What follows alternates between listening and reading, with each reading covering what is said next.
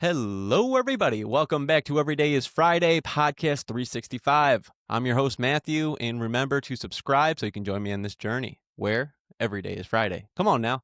Today, I got a special guest joining us, Jake Long. Jake is a paraglider, a skater, a welder, and a man who has built a whole life in Alaska. He spends his time in the air with his dog, Pickles, which is something you do not see every day. You might have seen him on Instagram before. Trust me on that one. Jake, thank you for being here, man.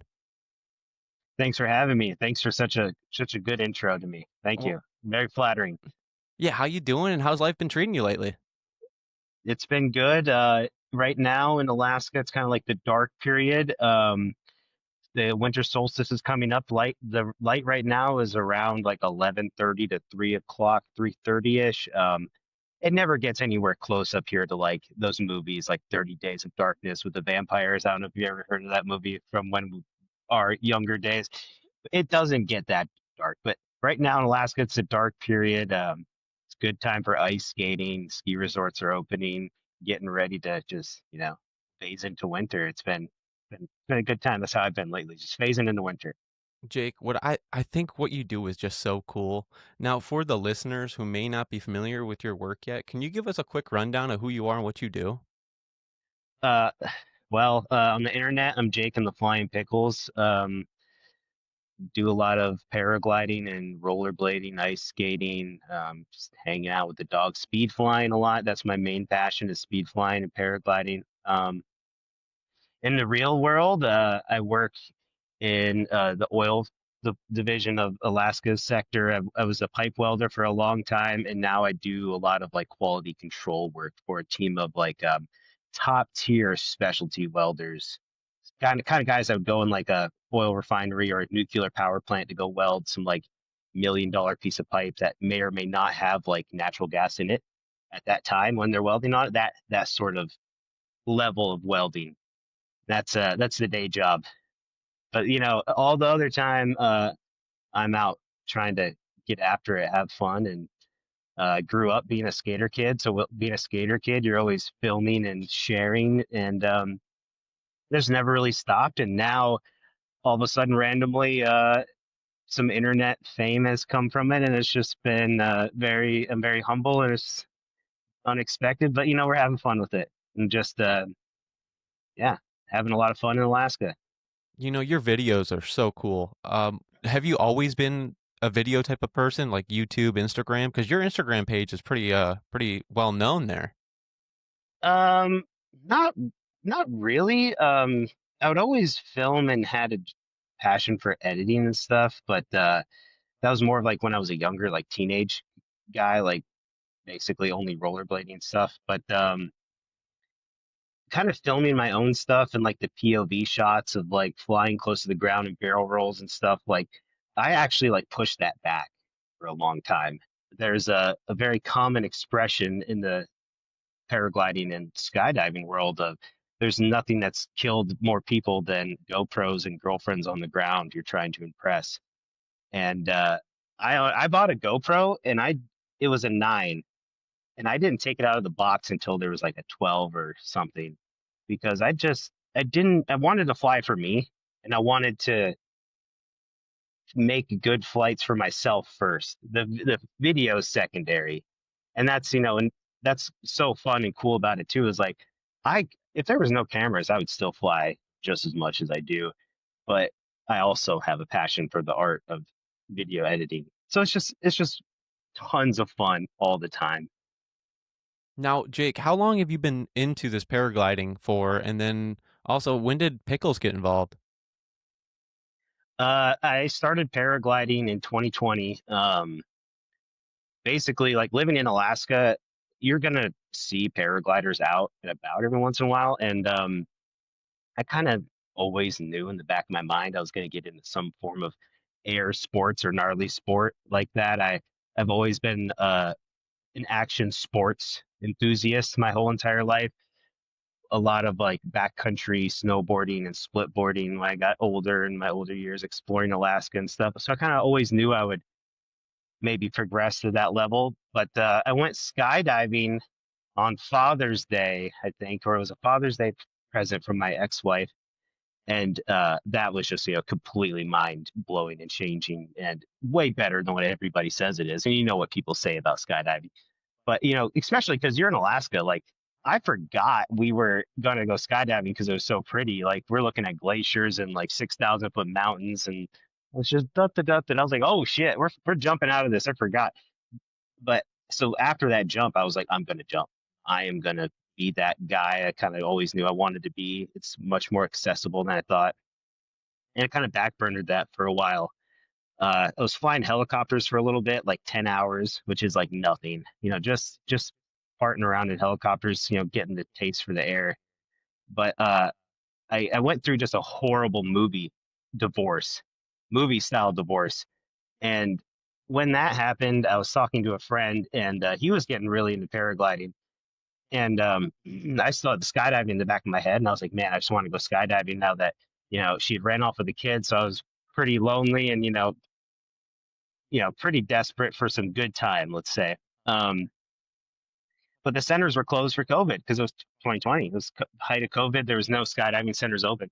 And my friend was like, why don't you just try paragliding? And I was like, huh.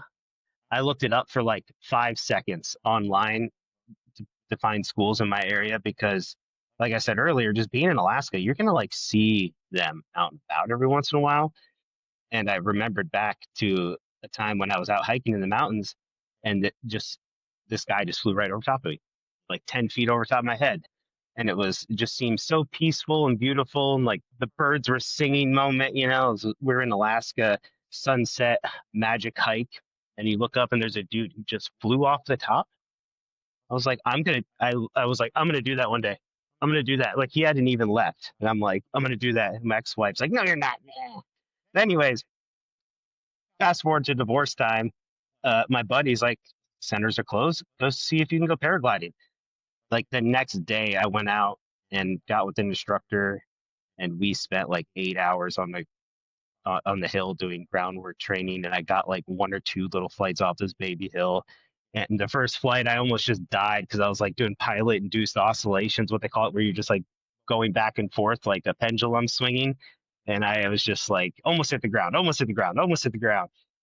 But the second flight, it was just like, boom, straight forward magic, sunset, Alaska. You're on the beach. There's mountains all around. And man, you talk about just a magical first moments of just my life was changed forever after that day.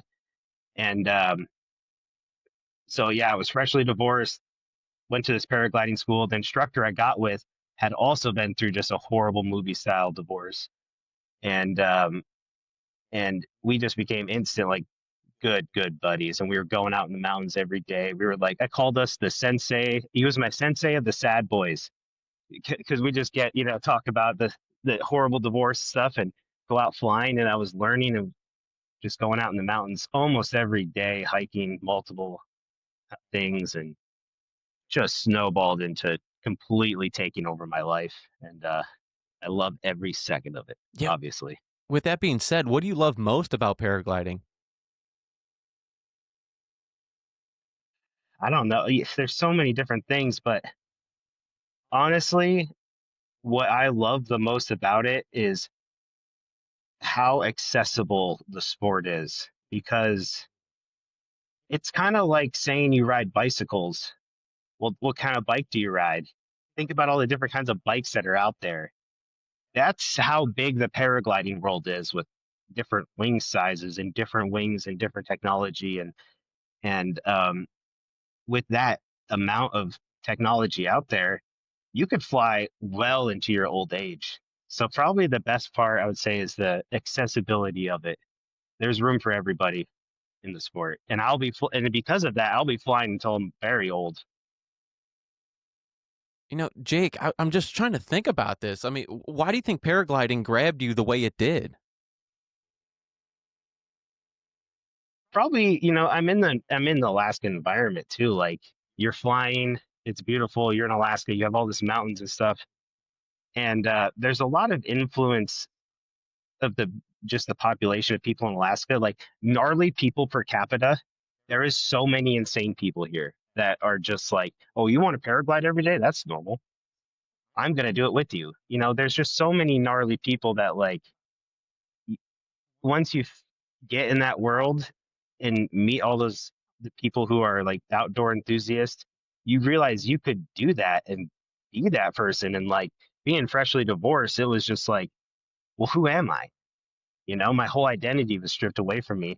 And I'd always been outdoorsy and stuff, but like after that, it just went straight into just, my whole new identity because I was, crushed. It was a movie. Like I keep saying, movie style divorce that crushes you down to zero and then some.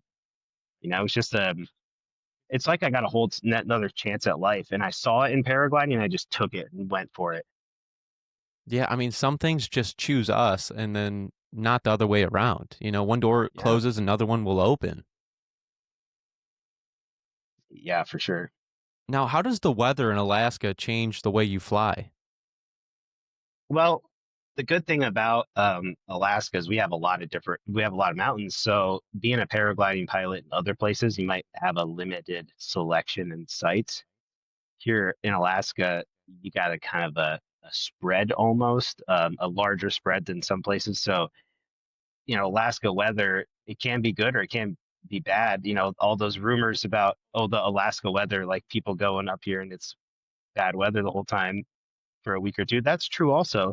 But we have long periods of being able to fly for like 5, 6 days in a row or more, which is as good as anywhere that's world class for flying. But Alaska weather is so it's like we still get a winter, in the lower 48, a lot of places like think of it right now. It's like raining like crazy in Washington and not snowing at all. None of the ski resorts are open. We still have a winter up here and it's super awesome for an outdoorsy guy like me, skiing and stuff. But in the summer too, it doesn't get too hot, which makes it really nice for paragliding, the kind of paragliding I do because sometimes the thermals will get too strong. The hot air rising off the ground get too strong and you can't really fly. But that's a whole nother. We could talk about thermals for like 4 hours. Well, But I mean, Alaska is a special place, it sounds like. I've never been there, but I've traveled around and I'm just speculating here. You're the professional here. I mean, how does the tree line in Alaska compare to other places you've flown? well, like I said on a different podcast and like other pilots listening in, our tree line is low, so we get a lot more access of the mountain to go play on and launch and land on compared to other places where like Washington, like I said earlier, where it's raining, they have a very low tree line, so it kind of limits them in ways. So in Alaska, we have a lot of access to the mountains, and a lot of it's there. There's not that many trees. The Okay. tree line will usually stop around 1,500 feet, so that's kind of low for most places. And is it just like, I mean, how do you get a spot to fly off of? Is it regulated at all? We are regulated, but it's so limited, really. Those of you that are tuning in that like want to learn how to fly, you look at it on a legal standpoint on paper, you don't really need to get certified or anything. And there's a lot of places where you can just go and fly. But I mean, you should get educated and certified and all that stuff. That little disclaimer said, it's pretty wide open cowboy up here. I mean, it's Alaska. We do have some restrictions, but they're not. It's there's so much of the playground to go play in that it's like, oh, that little corner don't go. Well, okay, whatever, you know. But yeah, honestly, from a legal standpoint, it's just like wide open. Well, how high are you usually flying when you're paragliding? That it differs so much. 1 foot off the ground to 10,000 feet or more. It all like I was saying earlier. There's so many different wings. It depends what kind of wing you're going for. If you're going for full size paragliding, the goal is to not land. So we are utilizing lift and air that's rising as much as possible. Think about a boat going down a river. I mean, if your motor's going and you're going down the river, you're going the river speed plus, you know. The air is like a river or water too, where your river that you're boating in is going up. So you fly into that air and extend your flight for as long as possible. There's my personal record is like 8,500 feet. We took off at around 1,000, climbed up that high. I know people in my area that have gotten above 10,000. The world record's like 30,000, but that was kind of an accident. She got sucked up into a storm, and lots of crazy air happens in those big puffy clouds that you see that make thunderstorms. Wow, But that's yeah, people get quite high off the ground. My favorite is being quite low on the ground and flying really fast. That's what I like. Kind of like motorcycles too, where you can ride a Harley with your grandpa and it's kind of slow and that's kind of chill. Or you can ride a Ducati at 200 miles an hour. There's just such a range of things you can do I mean, I and remember. such a range of altitudes. Oh, 100%. And then when I saw your videos and you're flying right at a mountain, you go right over it, right across it, and I'm Mhm. like, oh my gosh, like, and you're screaming Yeah, like, oh people yeah, I'm excited about this. people don't know that we can go up. Like wingsuit pilots can go up. Like we all can anything that can glide can go up.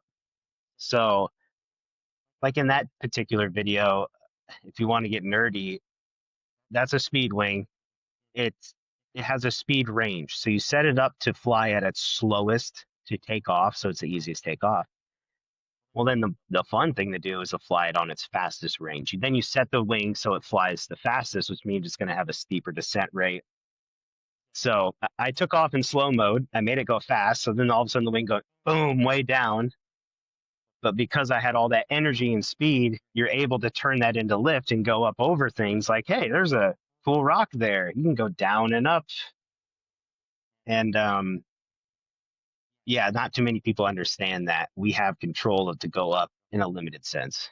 But yeah, we're not trying to smash into the rocks, you know.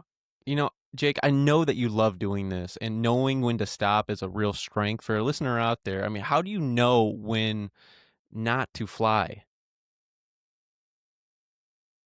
I mean, you just it's a super trust your gut sport, but it's a super education based, weather based sport too, to where uh, by the time you get to places where your gut is telling you maybe you should slow down, you're way far past it. There's nothing that we do in this sport or any sport that you see that might look like mine, where people think, well, let's just roll the dice and see if we live through it. No, it's a surefire thing. We're not even gonna take the wing out of the car unless we think we have a chance, you know. But that being said, it just comes with a lot of experience and mentorship, and also like you've been around, you've seen some things. And I've been flying for like 5.5 years now, and definitely have seen some things. And I've crashed myself that was almost fatal, and I'm sure we'll talk about that later. But slowing down, it's one thing that slowed me down the most is realize like I'm going to do this sport forever. I don't need to rush. And anybody out there listening might be new to paragliding or wants to get into paragliding because they want to fly like somebody they see the fullest close to the ground and barrel rolls and stuff. It's going to take you like 5 to 10 years to get there to even be close to that good. But also, like, if you're going to do something like this, you've already made the decision that you're going to do it for the rest of your life. So that mentality really slows you down also to just smell the roses, man. I mean, one of my favorite paragliding guys, Ari in the Air, awesome show. He said, don't, it's good, it's better to be whole inside than to be good at something. Like, don't just focus on being good at flying. Like, you're flying, like, it's beautiful. Like, slow down, enjoy it. Every learning moment's going to be good and fun. But that being said, none of us do that. We all get so excited and we go gung ho and we just hammer out the flights because it is exciting. We are those people who are willing to do these things. We're not normal people. We're not going to take things at a normal progression rate like we should. And it's probably the biggest challenge and downfall of our sport is people not slowing down. And like me being one of those, I crashed like 30 flights into my paragliding career on like smaller wings, like speed wing size. And I wish I didn't need the crash to slow me down, but it did. And I'm alive because I went through that crash. If I didn't have that crash, I would have just kept hammering harder and harder and harder and harder, and I probably would have had a bigger, worse accident that would have been fatal. But slowing down is extremely good in every sense of life, not just paragliding. Yeah, it's obvious after all your experiences you've learned from it. Can you dive a little bit into that? What happened there in that circumstance? When I crashed, like all good accidents, there was like 15 things wrong in the day. I thought that the weather was going to go bad. The wind was cross, so you want the wind to be coming straight up at launch, but this was like 90 degrees sideways, which is just not ideal. I had my wife's car and I had to pick her up from her work, so I was running out of time. I was hiking this huge mountain I'd only been to one other time, so I didn't hike all the way up to the top. I hiked to a spot that I thought was good enough. Well, I laid my wing out and I went for it, and I remember being like 2 seconds into flight, not really remembering anything, and then like it's like a movie where it goes black for a second, and then there's the next scene. It's like the next scene I was upside down and I was black again, and just kind of patchy stuff like that.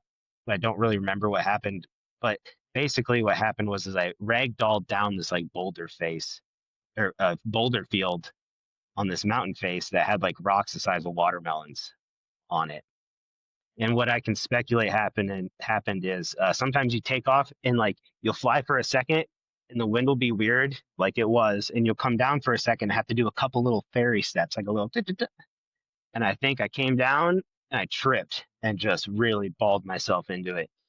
But I woke up about half an hour later to my wife calling me because we have a very strict policy of I text her when I'm getting ready and I'm setting up, and I text her when I land. And she knew this flight would be about 2 minutes. Uh, so half an hour gone by, that's definitely plenty enough time. Well, that woke me up, like the final time woke me up because I was kind of in and out for a while. Like I would wake up and like in the tumbling, the wing just completely tied me up and like hog tied me, and I like couldn't move. And I was surprised. I still can't believe how it got me so good tied up, like mummified in this wing. So I'd like wake up for a second and I'd like my face was wet and I didn't know why.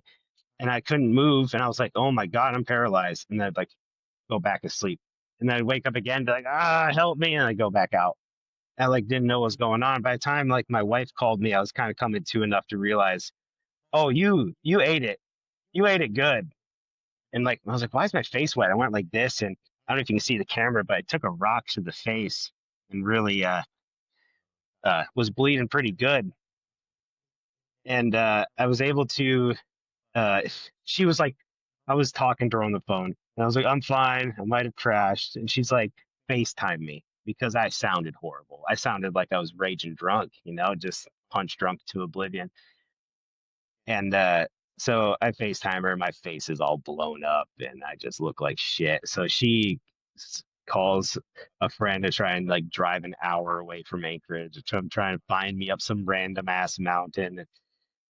It was a nightmare. But anyways, yeah, I had broken my cheekbone, and I had a big cut in my face and in my eyebrow, and like some cuts down here in my face.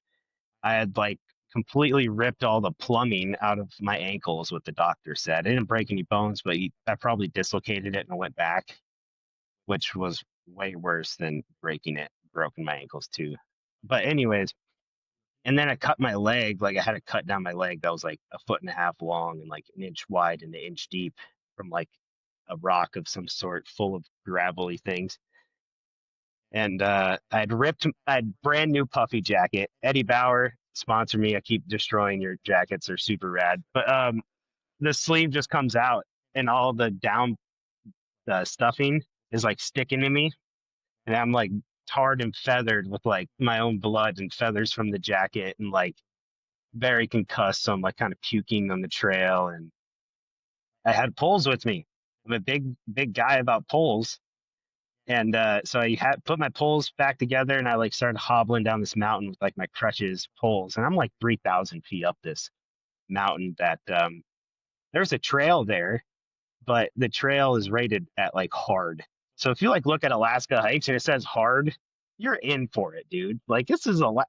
So yeah, I was hobbling down this mountain, And then I actually ran into another paragliding pilot, and he was like, "What happened?" I was like, "Dude, I crashed." And then he helped me down the mountain and got me in the ambulance at the bottom. And I thought it was going to be a bad day. It turned into be such a nice day out that the paramedics were taking pictures of the mountains. He was like, "Oh, we don't get to ever come out to pretty places."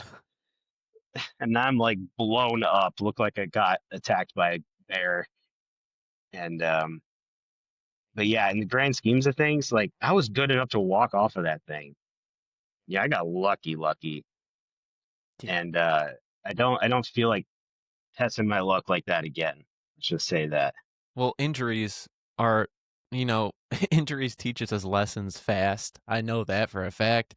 And obviously you've learned from them. I mean, how do you hop back on the horse after an injury like that?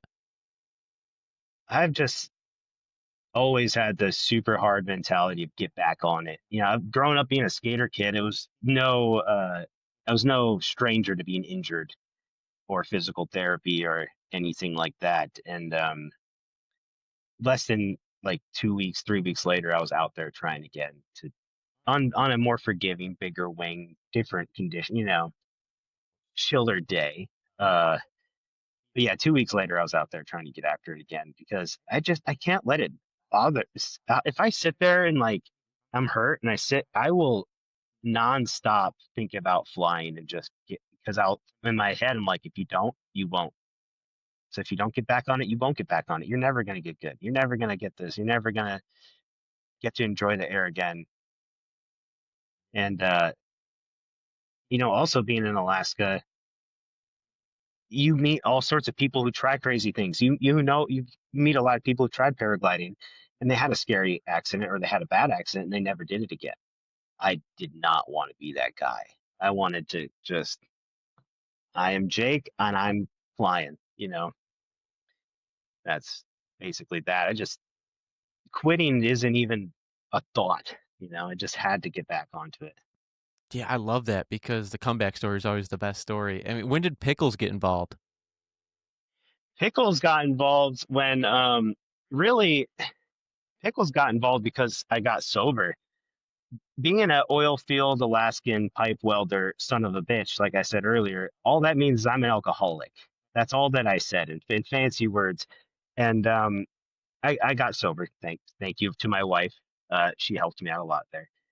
And I never really had my own dog.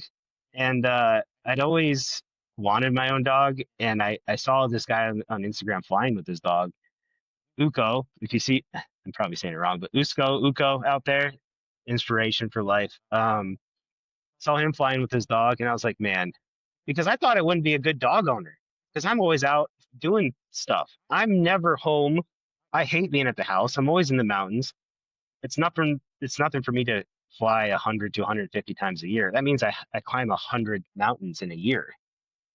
That means I'm not home. So I didn't think I'd be a good dog owner. And then I saw people out there flying with the dogs, and I was like, that's me. I'm going to do that. I have to do that. If I'm going to have a dog, I have to do that. Not because it's awesome, but because, like, how am I going to do all these hikes and not bring my dog? Like, that's just disrespectful. But, Yeah. anyways, really got into a tangent. But I got sober, and it was around St. Patty's Day time. And my wife was gone. She was out of state going to college for a dental degree. And she just graduated. Good on her. But I was alone. It was St.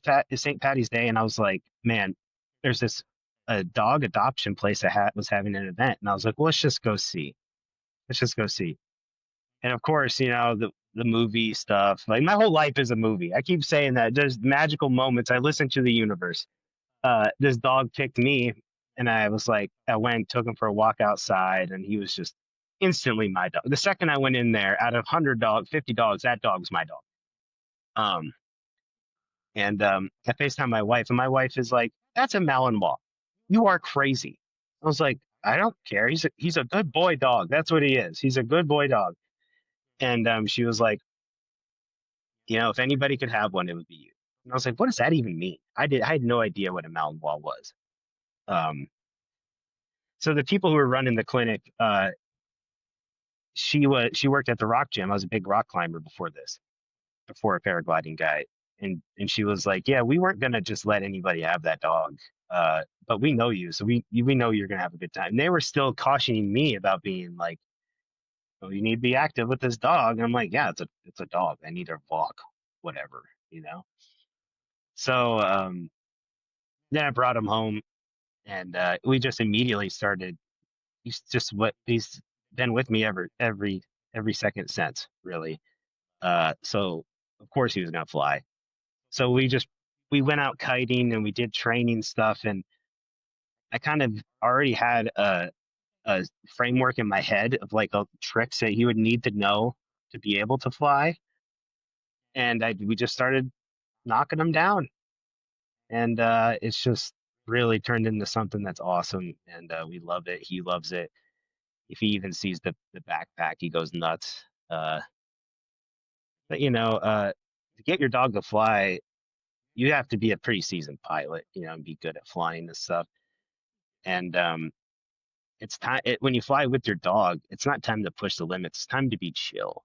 I have a hard time with being chill. I'm always trying the new thing, hammer and hammer and going.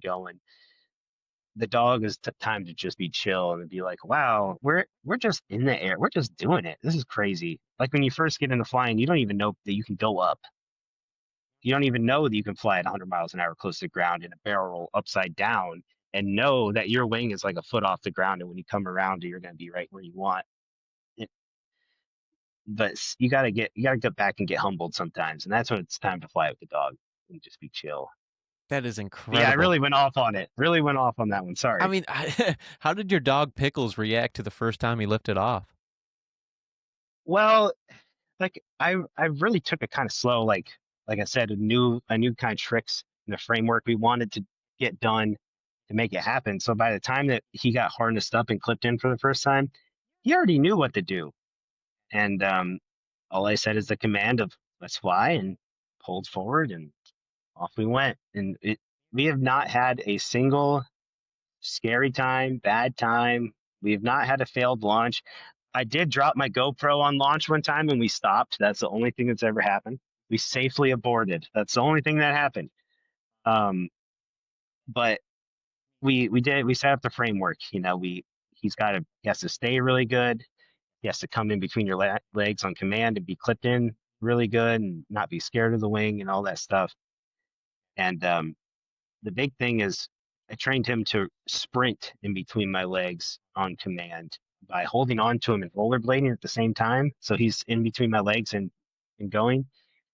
And that was a pretty good, probably I would say secret I would tell the world Yeah, is that they got to sprint in between your legs. But by the time like you get to actually flying, if you've done everything right, they're gonna love it because you've just been playing the whole time with the wing. You're just out there having a good time with your dog, and they're gonna love it. you There's no are a question. really good trainer, by the way, and your dog is very smart, Thanks. very smart. So I mean, it's a perfect, both of you combined together to take off like you guys do. It's just truly remarkable when I see it online. I mean, how do you build that trust, for your dog to feel safe in the air? I mean, it's just if you're the type of guy who's gonna have a Malinois, you're gonna have your dog with you all the time. So it's just like he's just always there. So he's just this dog would do anything for me. Plus, it's the breed. The breed is really trusting and high performance, high pleasing drive. You know. But yeah, also just nothing's bad's ever happened. It's even in our what people might think are gnarliest moments when we're doing wingovers or spirals, or we're getting real rocky with it. He's not scared then either. If he was, I wouldn't do it. But yeah, just don't make it scary. Make it be chill and fun and happy, and you know, and if everything will be gravy. Yeah, it looks like he's having a lot of fun, and it looks like I love when he wears his little ski mask goggles. Yeah, yeah. I mean, it's not just for the cuteness factor, even though it is really cute. That we have some like high brush on landing. I don't want him to get something in his eye, but like, oh, it's 90% cuteness and just dumb weight. I take up the mountain that we don't need, but they are very functional also. Oh, and he is such a good dog when you land. He knows exactly what to Hmm. do. I mean, you give him the Yep. proper loving too. You did a good job, boy. You know, Pickles is a good dog, everyone. I would highly recommend go to the description Yeah. down below and go check out Pickles because he is an incredible dog and you are an incredible trainer, Jake. And I mean, where does this journey take you with you and Pickles? I don't know. I mean, this internet fame has been so random. I don't know where it goes. I would like to be get sponsored one day, but I mean, it doesn't matter. I'm just gonna still keep flying, and I'm just gonna keep flying with my dog whenever I want to be chill and whenever it's a good time. And I don't know. Yeah, just we go skating all the time. We just keep living. I don't know. We don't really have a goal. We're just having fun every day. That's really it. It's like that every day is Friday mentality. I love it. Yeah, every day is Friday. That's how we live it. Yeah, I mean, how do people respond to you when they see you flying with the dog in the air? Uh, it's more. It's really fun when we're hiking up places because we got these big funny backpacks on, and they're like, "Well, what's the dog gonna do?" And I'm like, "He's going flying." And they're like, "What? No way!" And hiking as much mountains as we do, we're pretty strong and fast. So you might see a paragliding pilot out there hiking. They got a giant backpack on, and they're hauling ass up the mountain. So we're usually hiking pretty quick, and you'll see somebody and we'll have that exchange like, "What are you doing? Are you camping?" "No, we're paragliding." "What about the dog?" "He's flying with us." And then I always make a point to fly right over top of them. And yeah, they're always happy. It's always a good time, of course. People on the internet sometimes like to cry and say that he doesn't want to fly or he's scared or he's cold or it's always people in like really warm places that think I'm killing my dog for some reason. I don't know why. But yeah, everybody's stoked. It's I understand too that it's really rad.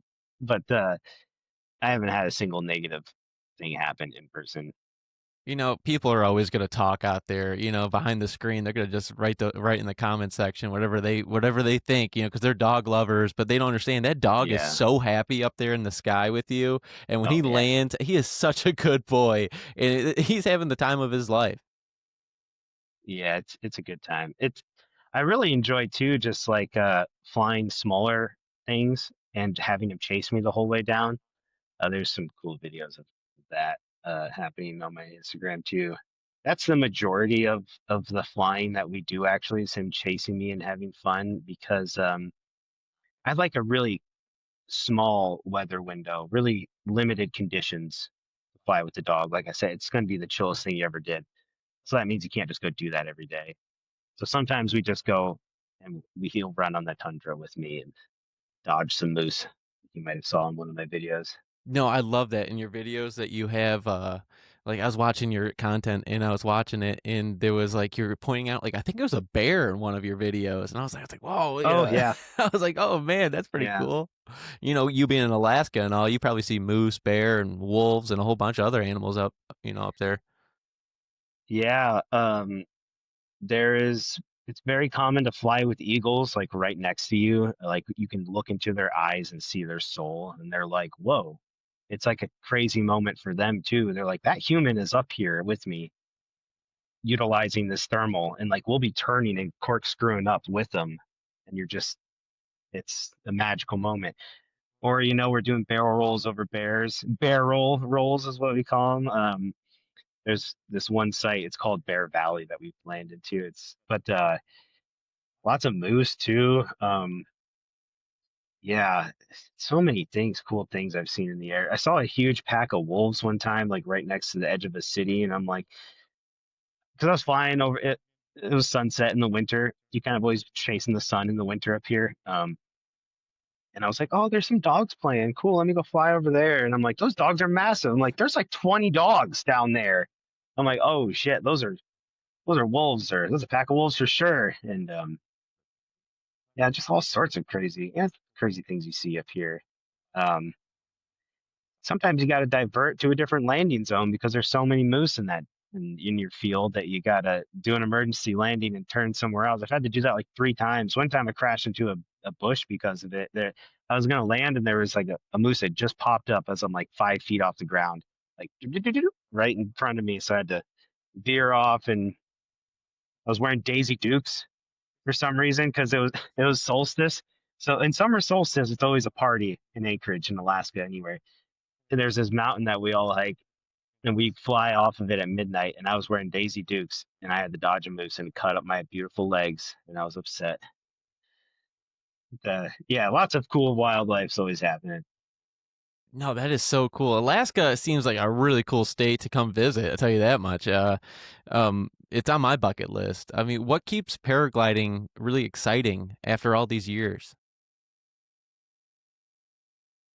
Well, I mean, at this point, it's kind of like an old friend. Um, but it's a sport that you can get off the ground and you can learn how to do that in a day or two. But to master it and to travel cross country and to fly 100 miles, which is people do quite regularly, or fly like I do close to the ground, it takes a lifetime to master those skills, and a lifetime to master the weather too. It's like two sports put together with weather forecasting and flying. And then, you mix in skiing too. There's just so many things you can do. It's impossible to get bored and for it not to be fresh.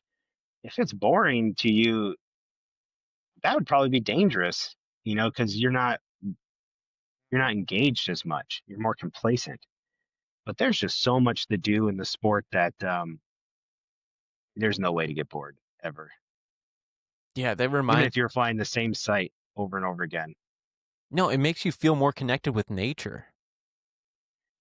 Yeah, for sure. I mean, you're flying. And like I said, with all the animals, sometimes you're flying with the birds and you're like utilizing the energy from the ground, like that's the craziest thing to me is like we are almost surfers of sorts of waves in the air. And sometimes the surf is just ripping and smooth and perfect. And the birds know that. And they come and find it, and we come and find it, and we'll share it together. And it's just, you're also out in the mountains in beautiful places and seeing glaciers. And I don't think there's a way to get more connected with nature than you're flying in the air and you have no motor and you sustain your flight and go longer with the birds who do the same thing. It's just magic moments all the time in the air. Yeah, it sounds like you're grounded up there, but you're flying high in a special way, you know? Yeah, it is there's no way to describe it. I'll try, of course, but that's why we get to do fun podcasts, talk about it because it is so awesome. Well, because I've jumping out of a plane before, and I was strapped up to a guy, and when I was skydiving, and the Yeah, moment of jumping out of the plane was the moment. You're like, no return, no yeah. going back now, and you have that feeling. When is that feeling for you? Do you get that every time? Every single time when I'm about to go, it is like an uncomfortable excitement, some not scared, but scared, and excited, but not excited because sometimes you're like, wow, I'm really this person who does this stuff, and I'm gonna do it now. Um, but the feelings of taking off, it's not like you're jumping into the void, kind of like skydiving is, where you like it's almost like when I jumped, it was like jumping into a vacuum. It's like there's no air, there's no time, there's no speed, there's nothing. You're just stuck, and then you fall and accelerate, and life almost like comes back.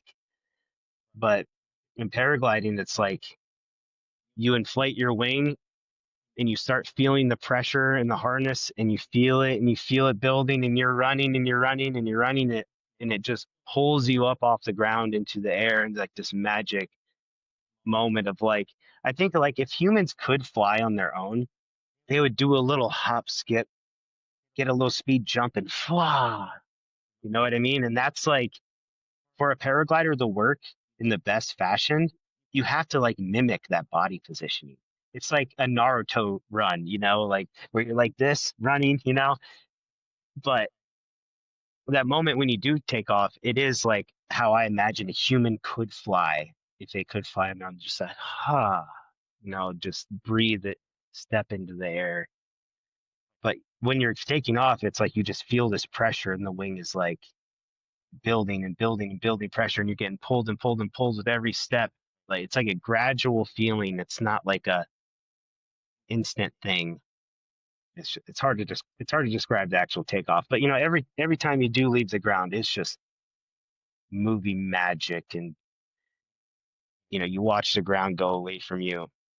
And the wings are so easy to fly too that like it's not that difficult to make that happen 9 times out of 10 also. Wow, that's incredible because, I'm just thinking about normal people out there that have never done anything like that before. I- is it easy to pick up paragliding? I would say it is very easy to pick up. It's easy to, if you're just going to be a pilot who just wants to hike around and fly down, those wings are designed to take off easy to the point where you could have it balled up in your hand and just throw it up in the air and it's there and good. Um, but yeah, it's an extremely easy thing to do. There's some guys that are flying up here that are in their 70s and double knee replacements and stuff, and they're still out there kicking it. And the technology is just there. We're in a booming golden era of just there's a wing out there for you, and it's going to be easy and chill. And if you want it to be spicy, it's because you tried to, basically. Yeah, when do you feel it's the point of just like, okay, I can get a little bit spicy with it. I can start doing barrel rolls. When did you feel like you could accomplish those? Well, it's something you got to work towards. You have to put in the work. You got to do the practice. You got to do the reps. And like my first barrel roll, I kind of pushed it off for a while because I had gotten hurt and I'd seen other people get hurt. And a lot of people die doing barrel rolls, honestly, because think about it, you are like a pendulum hanging from cloth. If you go upside down and you don't have enough energy, you can just fall straight into it. You can have a collapse upside down really easy too, that when you come out of it and you think you're flying straight, you have a big collapse and a lot of problems.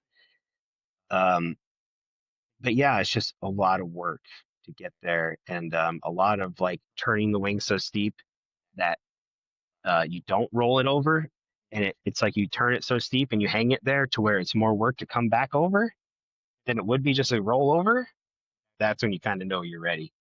But yeah, if anybody thinks they should listen to this podcast for barrel roll advice, it's probably not the place for it. But yeah, the first barrel roll I ever did, I was probably feeling ready for about a year to do it. And a lot of friends told me not to do a barrel roll because they saw me, crash. They thought that I was gonna crash and have a bad time again. And not a lot of people actually do them.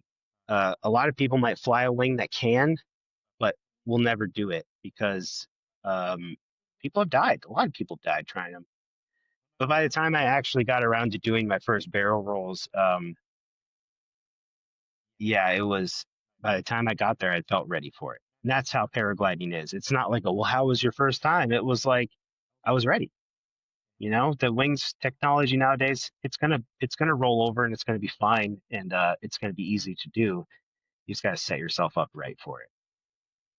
But by the time I was doing rolls, I was ready because I did the work. You know, doing barrel rolls sounds so scary to me, to tell you the truth. Because you just think about it, it's like it's all or nothing. You hit it or you don't. You got to land right on. Like if you don't go fully commit to it, man, you're gonna land on the ground. Yeah, there's some high consequence for sure. High consequence for sure.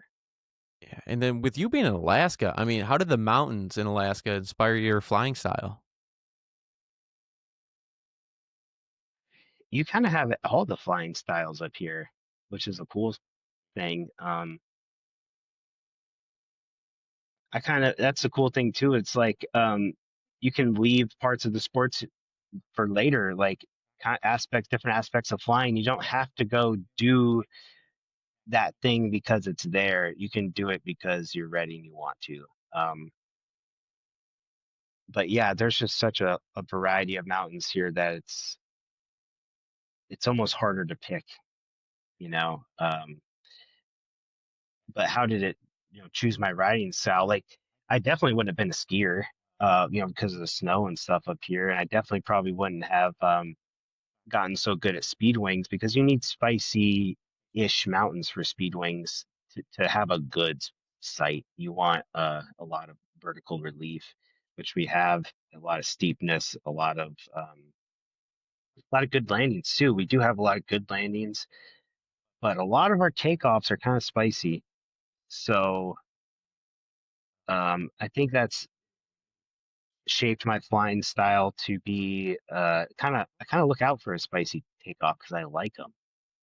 I don't know. I like a nice cliff launch, nice and super committing. I don't really, I don't know. I can't tell you how this shaped my flying style. What's probably more have shaped my flying style the most would be just the guys that are already up here. Like I said earlier, Alaska is just full of rippers. And you hang around a barber, you're gonna get your hair cut. You hang around Alaskans, you're gonna get gnarly.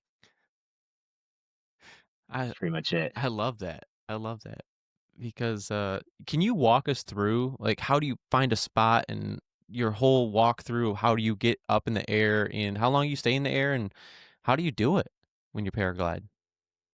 Um, well, being in Alaska, you're kind of looking for where's there like already a trail, or you just look for something that just, it's kind of like a skater kid. Look at that handrail. Look at that cliff face right there, and there's a waterfall, and you can barrel roll and then swoop the waterfall. It's just sometimes your mind just gets creative in those ways. And that's how you would like find like a new spot, something like that. But like there's so many different kinds of flying that maybe what you're looking for is to fly over this glacier and you need to fly a 3 hour cross country flight to do that. It's like how long is your flight and how well it varies so much. A typical speed flying flight, which is what I usually do, will be about 2 minutes to 3 minutes maximum. I have had some like 5 minute runs, but one 5 minute one, but we hiked up to 6,000 feet. We had 6,000 vertical feet of flying. That's a little different.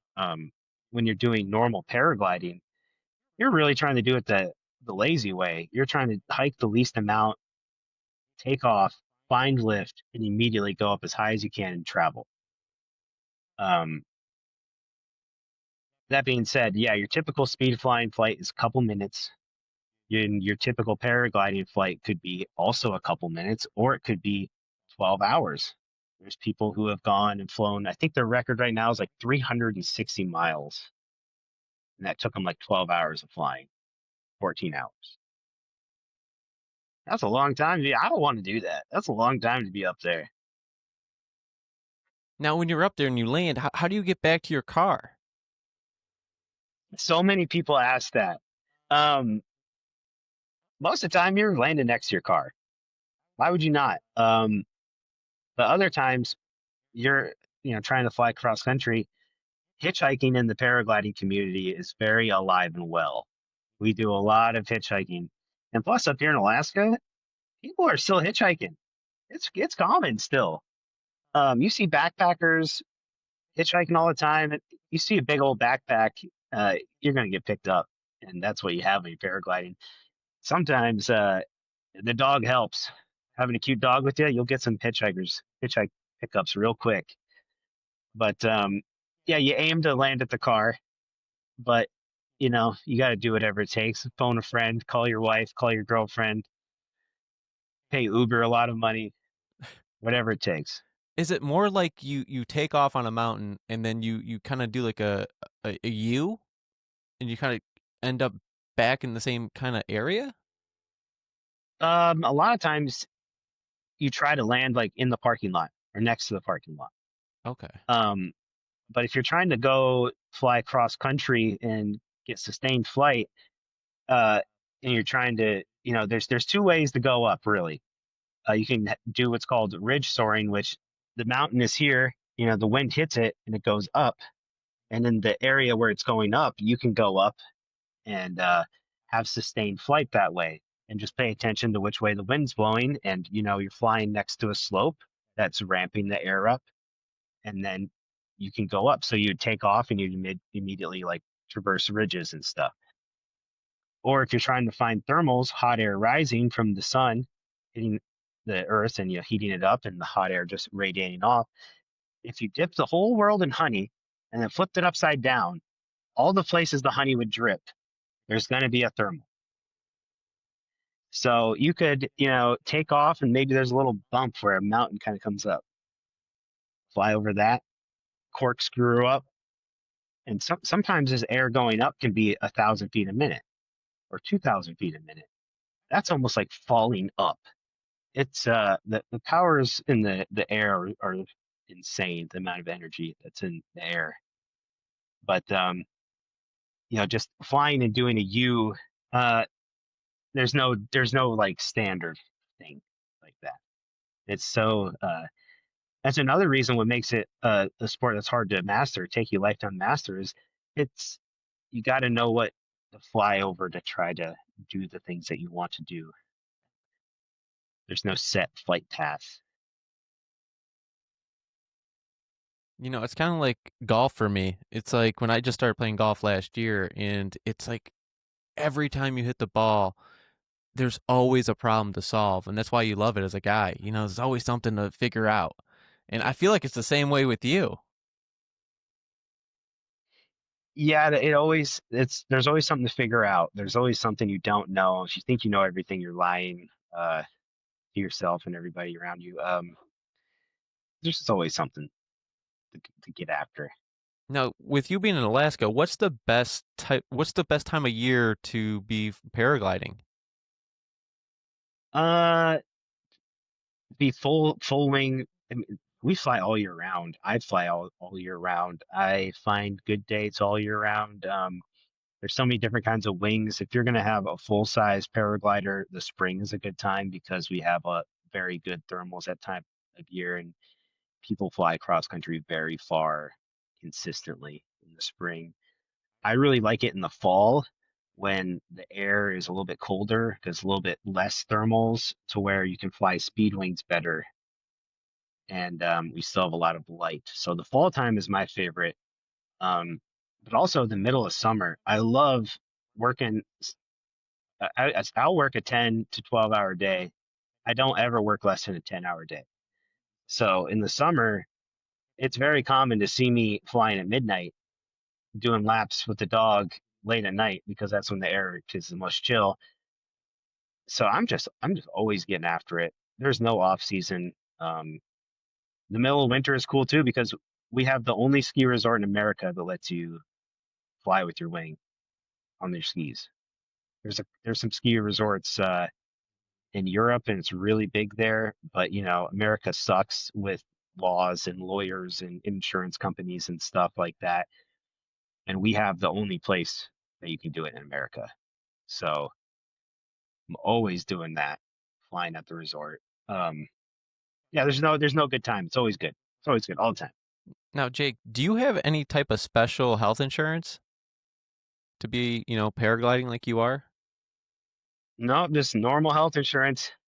Um, I know some life insurance companies won't take your claim if you're a guy like me, but no, just normal old regular health insurance. Okay, maybe.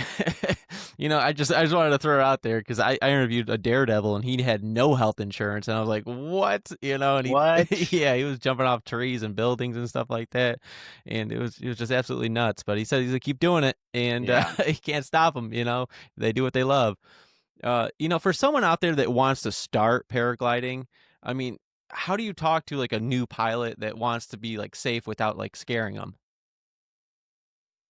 Well, if you're like zero to hero, Google search local schools. There's probably going to be something in your area, even if it's flat ground. We fly off of little bumps that are like 6 feet tall and fly for hours on those because the wind's hitting it right. Uh, there's a paragliding school in every single state in America for sure. Um, contact your local instructor, get on the local Facebook pages, do all the things. DM me if you're in Alaska and we'll go out and have fun. I mean, it's a very accepting community and we love new people and people coming in. And it's just, there's nothing more fun than spreading the joy and the magic of it.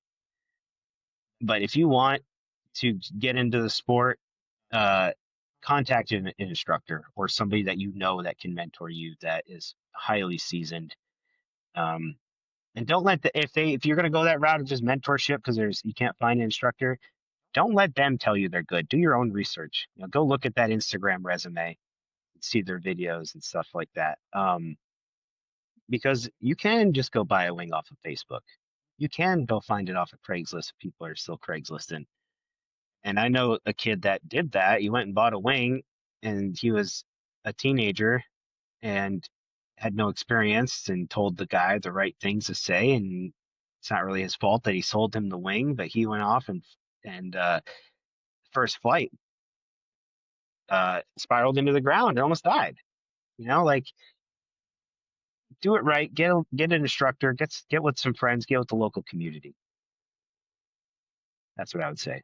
This is I'm gonna ask you a sad question, but how do you honor the people that have died, paragliding? Yeah, I witnessed a fatal accident a couple years ago, and man, it was confusing really because uh I watched it unfold, but I was like from a couple miles away at the bottom of a mountain, and it's like when you look up at a mountain, you can't see things as human sized. You can, but you can't. So I basically watched this guy fly in, and that was it for him, unfortunately. And it was like when that happened, I was like, well, what's it going to take for me to stop? And the confusing thing was it got answered, and that was nothing. What's going to take for me to stop flying is I won't be able to fly, or I go in myself. And like realizing that, it really made me slow down and think about things and be even more calculated, even more nerdy, get into it even more. But honoring our friends, one thing our friend did is he would always wear Hawaiian shirts when he was out having fun. He'd have his like normal snow stuff on and have a Hawaiian shirt on. So we go out and we fly with our Hawaiian shirts on for Josh, and we have a good old time. And yeah, that's how we, you just you remember your friends that got hurt or were fatally injured in the sport. You keep going. They're not going to want you to stop. If they could tell you, they would tell you, don't you dare stop flying. Go flying now. Um, and yeah, that's how you honor them. You just don't stop. You just keep going. I love that. Get back on the horse. Yeah, get right back on the horse. And now, how do you want people to feel when they watch you fly? Wow. Um, like they can do that too, honestly, because a lot of these outdoorsy sports, you only see one kind of guy or one kind of girl, and that's like a super fit, skinny, lengthy Olympic rock climber dude or girl. You don't see big, barrel chested, gnarly, oil filled men that weigh 210 pounds out there flying. And With a dog, Pickles. with the dog, yeah. And I hope that people see that I'm like a little bit maybe not your average guy and maybe think that they can go out and do that themselves. Especially like if you're a guy that is already living up here and you see my videos, that's what I want you to think like, oh, he's doing that here. I can do that here. Because a lot of people also think that they automatically think I can't do that or I can't do that here or I could never learn how to do that because there's nobody who does that where I'm at. I want everybody to know you can do these things. Uh, you can find people in that area. Your body type is gonna be fine. Um,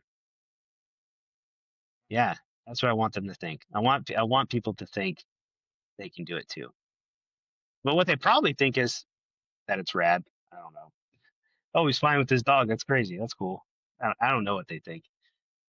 It takes a certain type of person to do what you do. I mean, even me, I'm pretty out there, and I'm like, I don't know. It's like one of those things that you're like, man, jumping off a mountain like you, and it's, going that high in the sky, jumping off the mountain, not knowing where you're gonna land, what you're gonna hit, how are you going to land, and it's like you're like, oh man. But when you do it, it looks cool.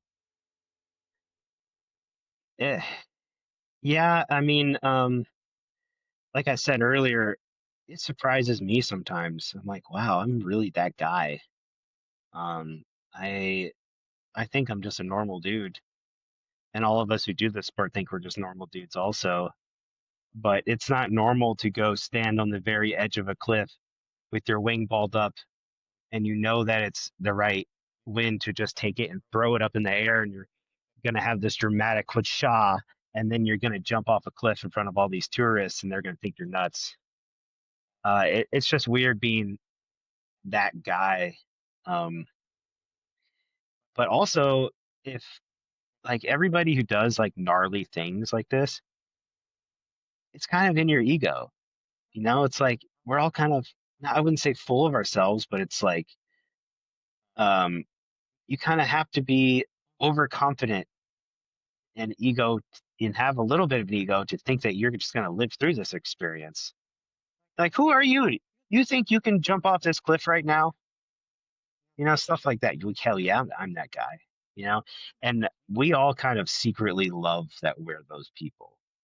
I have a friend that he does other gnarly things, not like I do. He has like turboed snowmobiles, and he's doing crazy stuff like that. And he's like, yeah, we're in the club of gnarly people, and we like that. We like that we're not normal.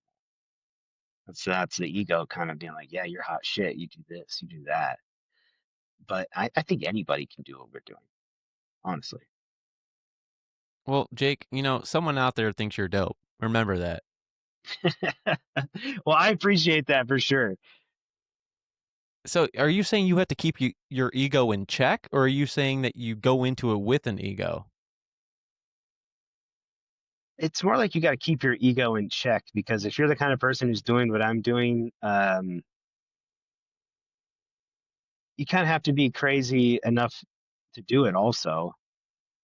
You know what I mean? But one thing I learned in my crash was like, do you trust yourself? We all trust ourselves to make decisions. Um, and in risk management, sports like this, you get a lot of practice in that and making decisions and trusting yourself. But should you trust yourself? Should you listen to your egos that says you're hot shit and you can totally do a throw and go off this cliff because the wind's pumping at 20 miles an hour? You know, you always got to do keep that ego in check for sure. Yeah, I mean, most people Yeah, don't even talk yeah, about ego. I mean, so the fact that yeah. you do shows growth. I mean, it keeps you alive. Um, in my sport, um, you hear base jumpers talking a lot about, well, if you're not scared, you should you shouldn't do this sport. If you're not scared, it's because your ego is so big, you got to open the garage door to get in the house. You got a big head, can't get through that. It's you got to keep that push back. Being humble keeps you alive. With that being said, I mean, how has paragliding changed the way you see life? It's changed everything about my life. Seeing somebody die changes your life. Jumping off of things changes your life. Being off the ground changes your life. It changes my ideas on death. I don't obsess over death, but I think about it a lot, honestly. Um, because I do think about, well, what happens if I crash next week? Because I'm feeling good right now, and the wing feels so dialed, and I have an idea of doing this. And well, what if that idea actually kills me? I think I'm like ultra realistic with death now.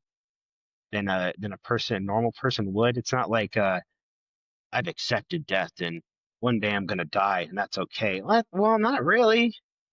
You have one mistake in the mountains and you get hurt or die, or get killed. That erases all of your success you ever had. And nobody cares anymore. Um, but yeah, if it changed me, I'd say it definitely changed for the better. It changed me to be a more physically active person. It changed me to cherish people more, uh, cherish time with people more, cherish the outdoors more, and cherish my own life more because I get a reality check with death quite a bit. And I don't really talk to people about that very much. So that's surprising that we're talking about it here. But yeah, if anything, it definitely gave me a more realistic output on life in general. Yeah, the sky always has a teaching moment for us because I mean, when you're up there, it is life or death. I mean, every time you go out there and you Yeah. jump off a mountain, I mean, it's all in your hands of how you prepared for the opportunity. Yeah, but it's also the same way every time you drive down the Starbucks, you know? It's like life can get you at any moment, so why not just live the hell out of it, you know? Live every day is Friday, right?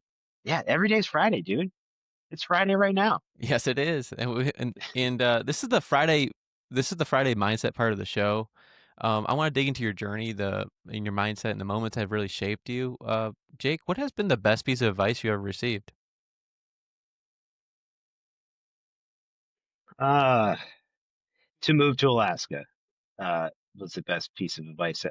But that all that meant was go start anew somewhere. I grew up in the Midwest, and I wanted to go to school, go to college for and go somewhere new. And I picked the craziest far out place I wanted to go to, and just went for it. And a lot of people told me not to go, and a lot of people told me I wouldn't go, and there's no way you could do that.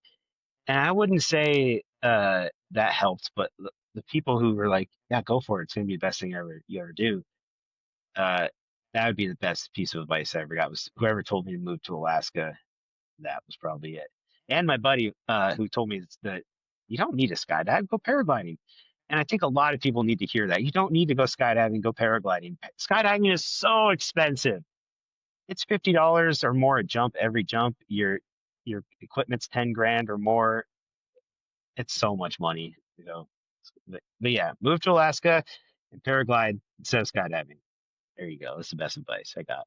Yeah, I mean, with the skydiving thing, for me personally, it's like I put my life in this guy's hands that I'm strapped to when I'm jumping out of a plane. It's a very scary moment for me, but I highly recommend to everyone out there, do it. It's fun. Same with you. Like I want to try to do what you do right now. Yeah, we do tandem paragliding too. You can go fly off strapped to a person, and a lot of people do that. It's a good time. Okay, I'll be just like Pickles. Yeah, I love it. I love it because isn't it funny how people always give you this like, oh, you can't do this or you don't want to do that. They always put their input in, but they've never done anything, in their life that's even yeah, close of what you've done in the last 5 years. yeah. Most people can't even go to the gym, let alone. Yeah, yeah. Like having a dog like the Malinois. You got to be a Malinois person to have a Malinois and be really active. Yeah, I don't understand how people don't do anything with their lives. And like if you see my videos and you're like, man, maybe that could be my thing. It's your thing. If you even think you could do it's yours. Go grab it. That's so true because you only get so many summers in a lifetime. You got to go live them up. Every day is Friday. Yeah. Oh yeah. Yeah, your dog, yeah, the Malinois, Pickles. I was talking to my coworker Todd, and he goes, "That is a smart dog. I used to have one, and it is like it protects the family. It is a smart dog." And everyone used to tell him all the time. He goes, "You are the best dog trainer. You are the best." And he goes, "It's really the dog that's so smart." Yeah. Yeah, it is the dog. My wife says I would kill a normal dog. Um, because I would run it into the ground. Like the dog, the skating stuff that we do, the skate joring. Um, yeah, it's been so much fun doing that. Also, um, I never really wanted my Instagram account to be anything. I just wanted to like keep making videos that were fun. But now I really like showing the dog skating stuff because like I want to see that stuff. You know, it's just that's like you want to see the sports you're doing. Like I've never understood these old men that watch football. It's like you haven't touched a football in 15 to 30 years, dude. And you want to watch football and get mad at the TV. Like, so I want to watch the stuff that I'm doing, and I'm skating on big wheels with the dog all the time. I don't see anybody doing that. So I was like, that we're gonna do it. We're gonna post stuff about it, and we're gonna just keep posting about it. And it's been a lot of fun making those videos too. The dog skating. If you got an active dog, everybody should get a harness and some rollerblades and just let them pull you. It's a great time.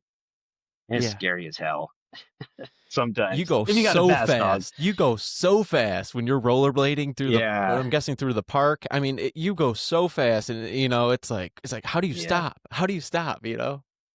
Well, on rollerblades, that's what people ask me all the time. Is how do you stop? My answer is you don't need to stop. I mean, honestly, that usually is the answer, but there's all sorts of techniques to stop. But the great thing about Anchorage is it's such an outdoorsy town. It's like a big mountain town. Alaska is just one big mountain town, but we have some of the best paved bike trail system in America too. There's over 200 miles of trails, so that environment means you don't really have to stop because there's not just like stop signs. There's no reason to stop, and which means we get cooking sometimes. And he's a super fast breed of dog too, a super fit breed of a dog. And now at this point, we've been skating like his whole life. I've basically just been weight training and bodybuilding this dog, and now he's so much faster. He's just faster every time we go out. I think we've gone like 35 miles an hour, and that's him pulling. That's pretty fast. It's a good time. Oh, Yeah, you don't need to stop. Just keep going. Send it. he has to be one of the best in shape dogs out there. Yeah, he's a good boy. He's a good boy. We try to keep him on a good diet. Yeah. It's truly remarkable. Sometimes It really is what it you do with it's Pickles. it's really starting to be a sport that's blowing up in Europe.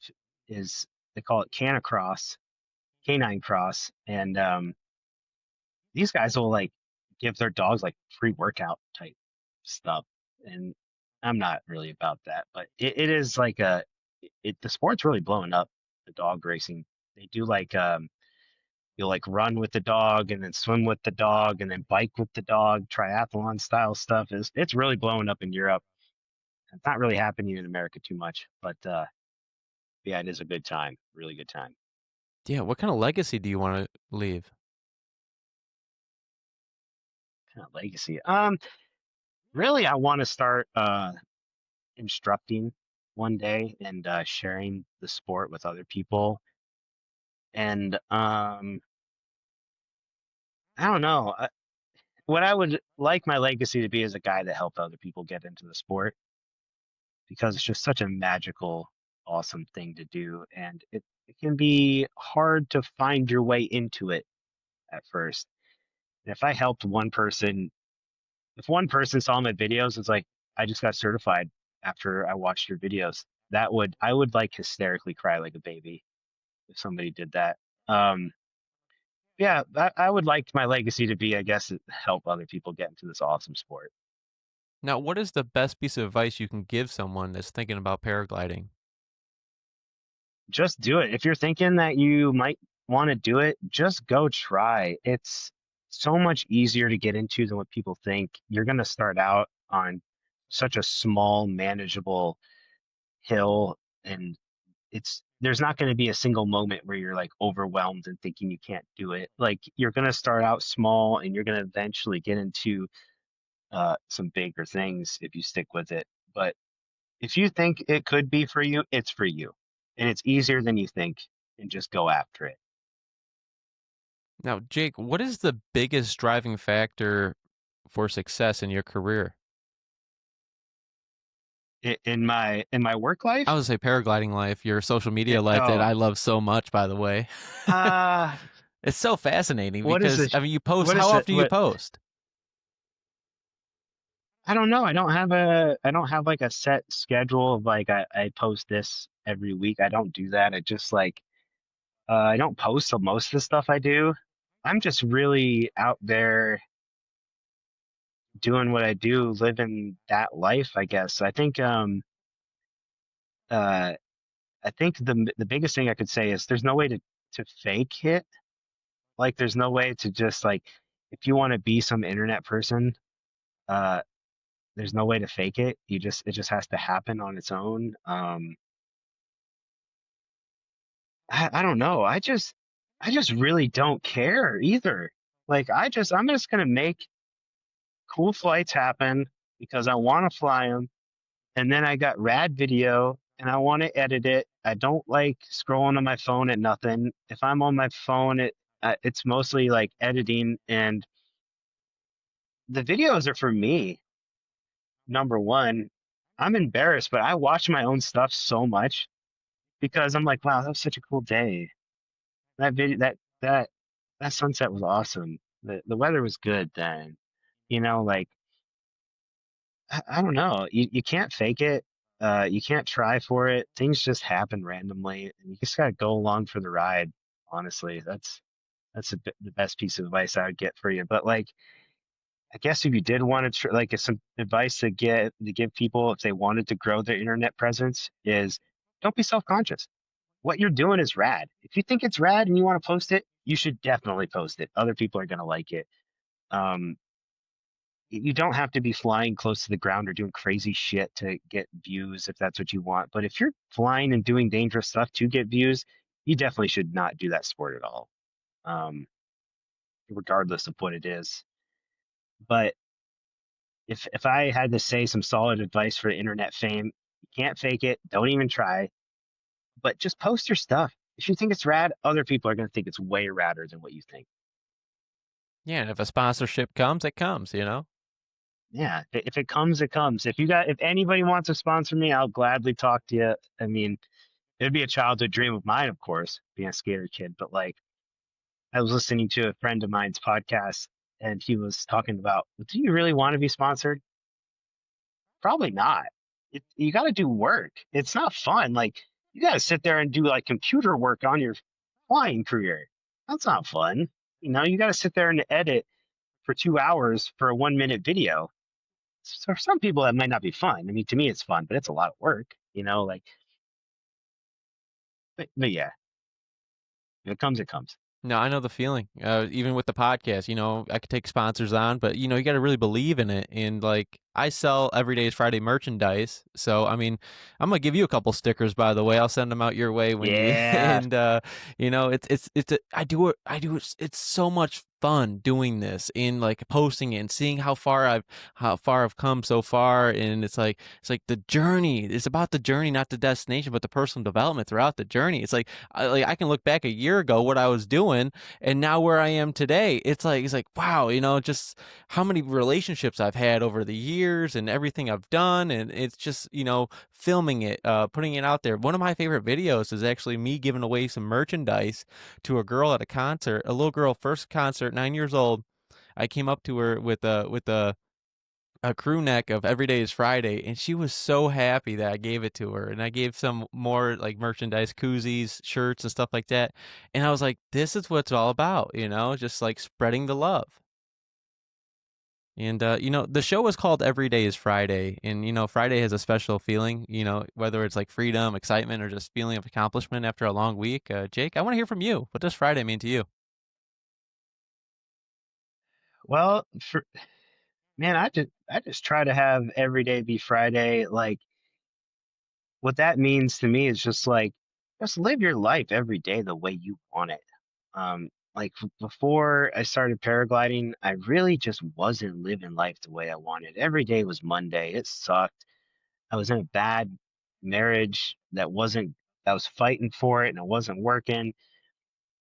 And to me, when like your show every day is Friday, it's just live your life the way you want it. Don't let somebody tell you, oh, you could never go fly that. You could never paraglide. You could never go skydiving. You could never get that motorcycle, go skiing in the Alps.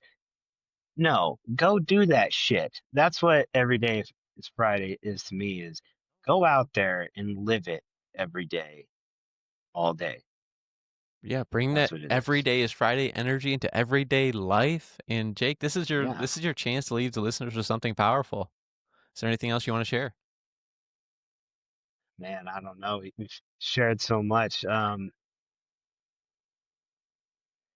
Just yeah, just everybody just get out there and try whatever thing that your bucket list thing, knock that off. You don't have to wait until later in life to do bucket list things. You don't have to wait until you get a divorce or you get a cancer diagnosis or you get fired or your dad or mom pass. Like go do that now, you know.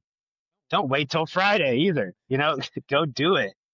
Um yeah, and just go try those crazy things because you are capable of it. And if you even have the thought of, oh, I could do that, maybe, and the like, if you even got that far, you're going to be great at it.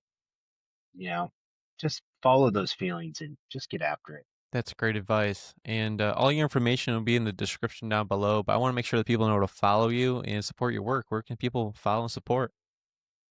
Mostly on Instagram at Jake and the Flying Pickles. I love it. I love it. I know the listeners got a lot of great value out of this conversation, and I appreciate you being here, Jake. Thank you. Hell yeah, dude! I love being on here. It was a lot of fun. If you ever want me to come back, I'll come back for sure. It was a good time. Thank you so much. I appreciate that. I would love to have that. And maybe one day we'll do a podcast in Alaska or something one of these days. You never know, you know? Yeah, we'll And make it happen. I love it. I always wanted to go there and visit and see it. And basically, I want to go see a moose. I've never seen one before. If that's crazy. But It's like a big old horse in the middle of town. That's what it's like here in Alaska. They're just everywhere, okay. everywhere, everywhere.